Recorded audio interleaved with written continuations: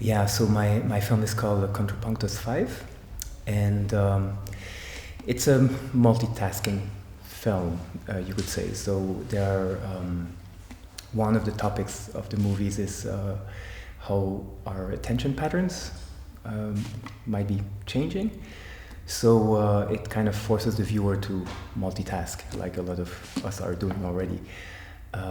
So the voiceover has switches between 4 different topics, and if in the images, if you look carefully, there are multiple layers, many things happening at the same time as well. That's a good question. I think in some ways I've been doing it for a long time, so I'm sometimes I'm not so conscious anymore what comes from where, but coming from music originally, I'm very sensitive to sound.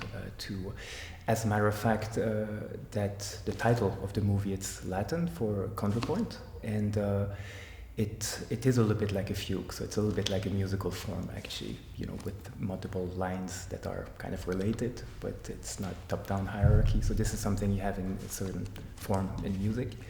So the structure definitely has something to do with that.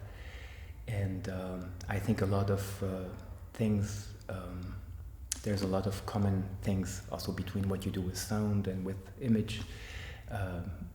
There's a lot of parallels also in the structures you use because it's all time-based, what you do in movies and what you do in music. So again, it's difficult to go in details, but there's a lot of parallels. It's very useful, meaning like I've worked in image and sound as well, and the sound is definitely a very important part of what I do usually. Yeah. In this case, it was complicated because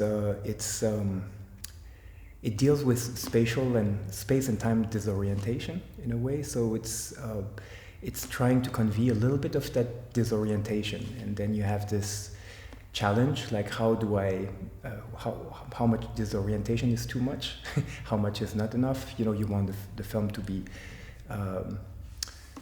satisfying for the viewer or understandable. At the same time, it cannot be too simple, and so it's because there are so many layers in this case. So it was.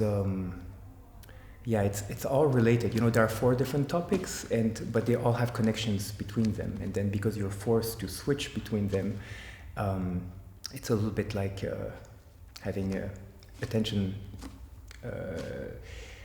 deficit problems, when you watch it. But in the end, it kind of comes together. And so it was a very careful calibration also in the sound and the image. There's a lot of things happening in the image as well. And so it was a long process, and there's always an experimental side to what I do usually. So, yeah.